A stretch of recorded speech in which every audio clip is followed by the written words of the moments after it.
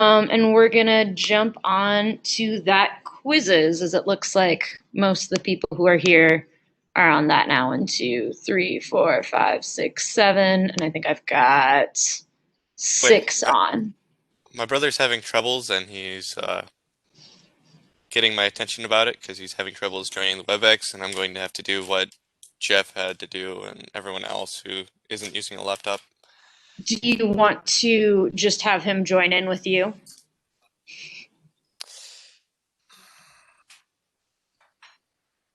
No? Okay. Wait, All I right, we're wait, I think okay, there we go. I got him set up now. okay. Awesome.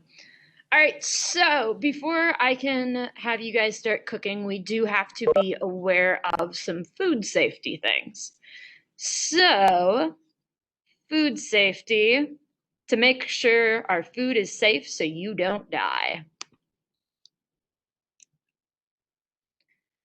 So, first, there's a question, and it's just a poll, so answer it honestly. Would you eat moldy? Check all that apply.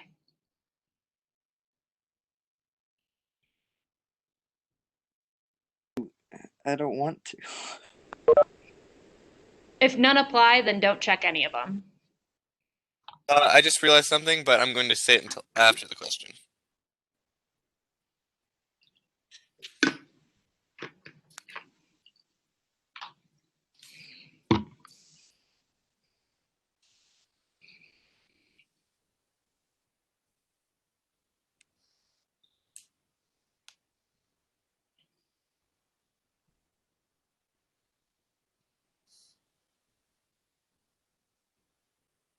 Time's up.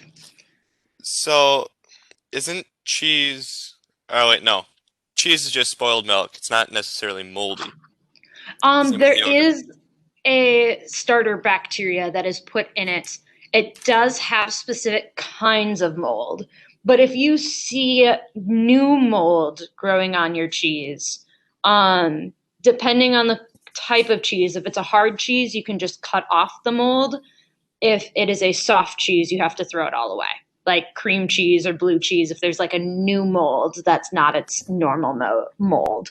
And yogurt's the same way, where it has a starter culture in it, but if you see like green mold growing on it, you should throw it away, as with leftovers.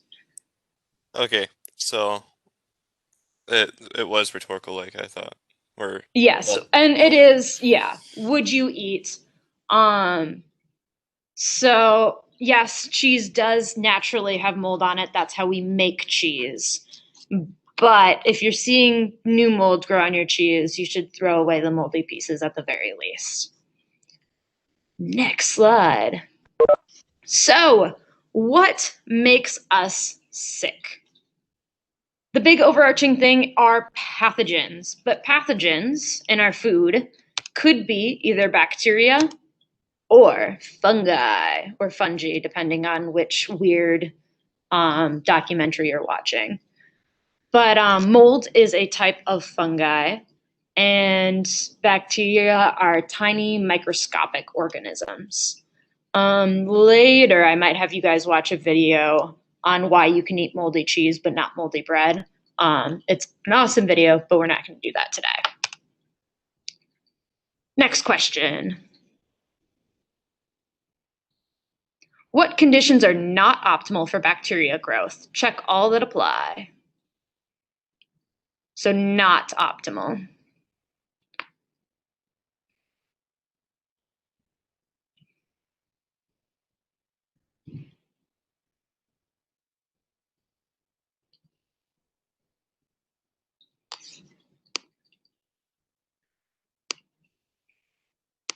What should I do since I was late?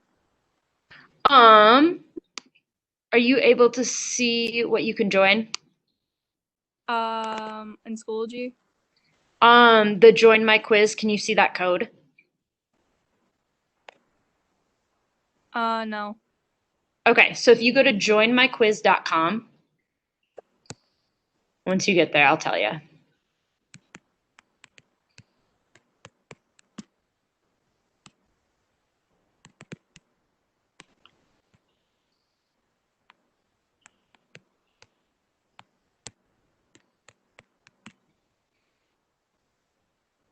Okay. and enter code 016335. It should join you in. Do anything. What was that? It brings me to something that says quiz, quizzes, my quiz, quiz test, and take. There should be, if you typed in the code, No, when I first go to the site. when you went to joinmyquiz.com, there should be like a box at the top that's like enter code here.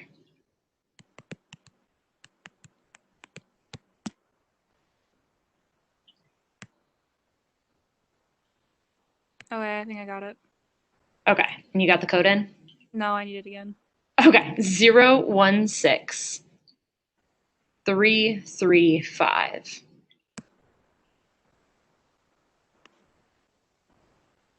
Okay, I got it. Perfect. And I think that'll have you just jump in where we're at.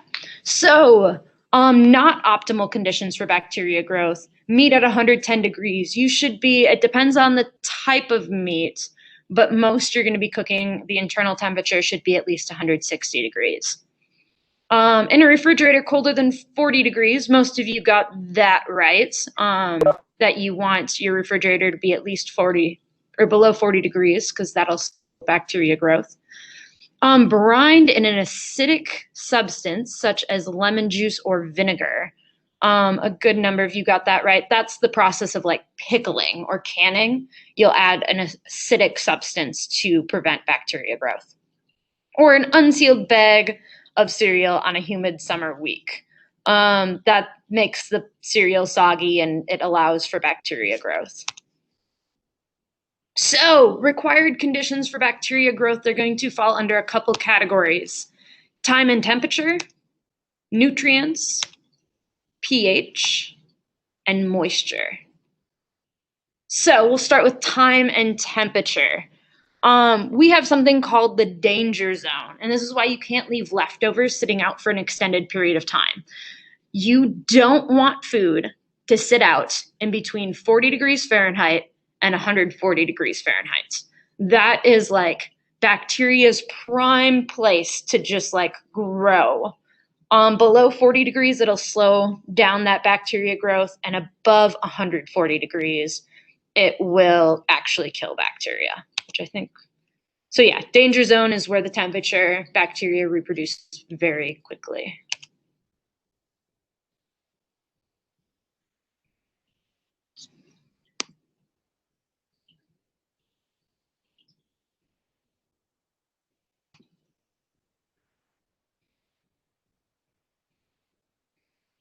True or false? Putting food in the refrigerator kills bacteria.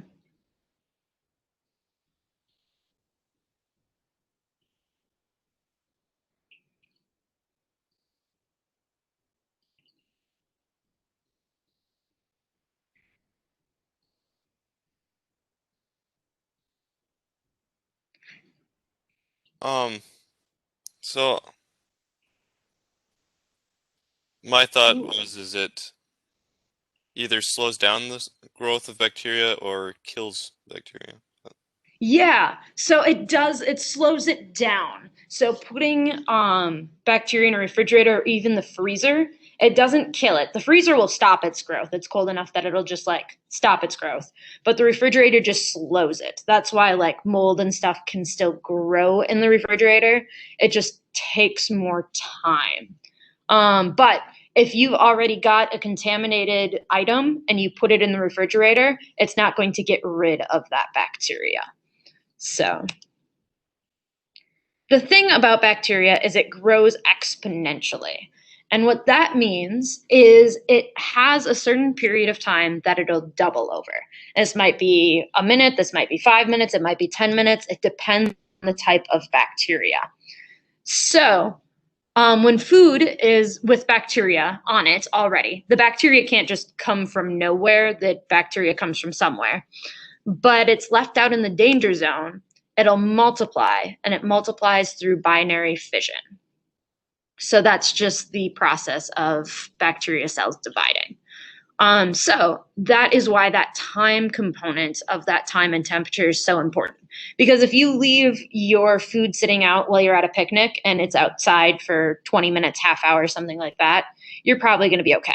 Now, if you leave it outside out of the cooler, whatever, for like 3-4 hours, you should throw away that potato salad. It should not be left out on the picnic table on a nice summer day for that long.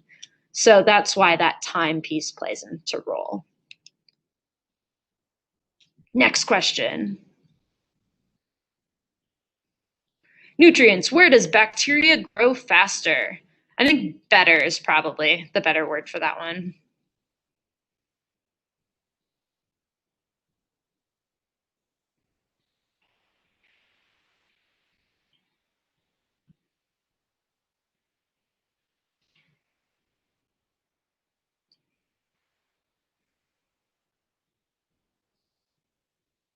Rhett takes the lead.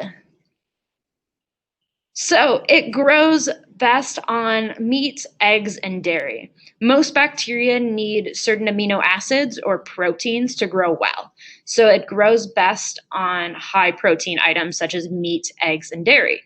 That's why you have to be really careful to cook your meats and eggs or keep your dairy refrigerated. Dairy's pasteurized. We'll talk about that some other time. So it's like pre-cooked, but that's why you have to make sure you leave your milk in the refrigerator because otherwise it will go bad. Fruit and vegetables, you have to worry more about cross-contamination. And that cross-contamination can take place before you even get it. That's why like romaine lettuce, there'll be E. coli outbreaks. That's usually from farmers who fertilize their field with cow manure or animal manure of some sort. And that manure has traces of E. coli on it, and that gets on the lettuce, and that's why you have to wash your lettuce very well, or other vegetables.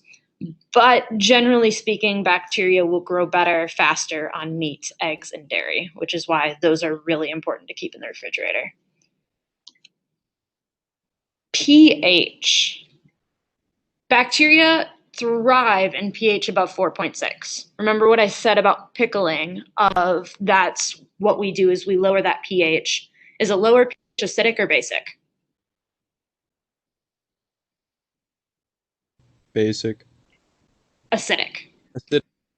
So high pH is basic, low pH is acidic. So when you're preserving foods, you want it to be at a low pH and make it really acidic. Like battery acid is like a 1. But you don't want to be like preserving your food in battery acid. That would be a poor life choice. So yeah, pickling process. Moisture. Bacteria thrive in moist environments. That's why one of the earlier questions was what is not an optimal condition for bacteria, and one was sitting in an open cereal bag. If that cereal bag is closed, then you're not going, like, it's not being exposed to that moisture. Generally, you can keep cereal for quite a while before it goes bad. But if it's left open and moisture gets in, then it becomes optimal places for bacteria to thrive. That's also why jerky doesn't need to be refrigerated, because we've removed that moisture.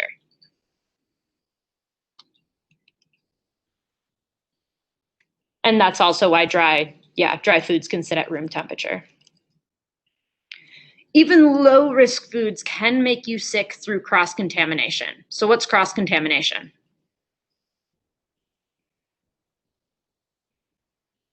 You were talking about the fruits and vegetables, how even if a little bit of the bacteria gets on one small batch of the food, it can spread to the rest. Exactly. So that's also why it's really important that you have a separate cutting board for meat as you do vegetables, or at the very least wash in between items. Because if you're cutting chicken on a cutting board and then you grab a pepper and cut that pepper to put in your salad, you've now got any bacteria that was on the chicken in your raw salad. So you need to make sure that you have those separated for cross-contamination purposes. On what day I have you next? Wednesday. Yes, on Wednesday, we're going to watch a video where they talk more about cross-contamination. Dr. X and the quest for food safety. It's a great video. It was probably made in the 90s, but it's beautiful. So the US food system is relatively safe. So why do we still have so many recalls? First of all, what is like a food recall? Where a large They- batch has been known to have a certain type of bacteria on it, or the way it was processed, they found a defect in it. Exactly. So they figure out that a specific food is making people sick. They recall that food to try to keep people from getting sick. And it seems like less frequently recently, but it used to seem like every time you turned on the news, there was another food recall. Like romaine lettuce seems to be recalled all the time. I remember peanut butter being called once, things like that. So the US food system is safe, relatively speaking, but we still have all of these recalls. And a big reason for that, a lot of people think because we keep having these recalls, that means our food system's not safe. But the fact that we're having these recalls and that it's being caught rather than people just dying shows that we do actually have a safe food system because we're able to catch when we have unsafe food, which is really important to keeping a safe and secure food system. So that ends the lesson. Rhett, you were in first place, Jocelyn in second, and Coben in third. Congratulations. Questions, comments, concerns, queries related to an introductory level of food safety. We're going to dive more into it over the next probably week and a half to 2 weeks.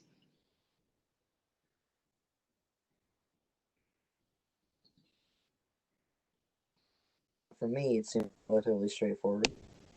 Awesome.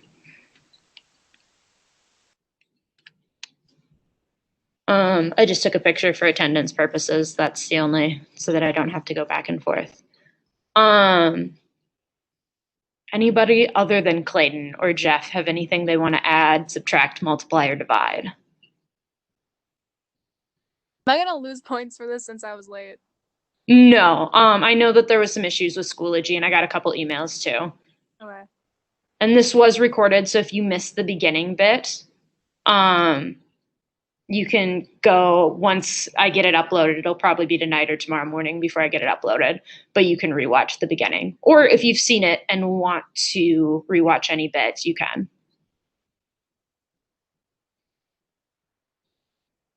Clayton, do you have your hand up just for fun, or is it up because you have a question? No, I didn't realize it was up. Okay. Cool, cool. Well, that's all I got, unless somebody else has something. Cool. Have a fabulous day, and we'll be back with this group on Wednesday. Letting your hands down now.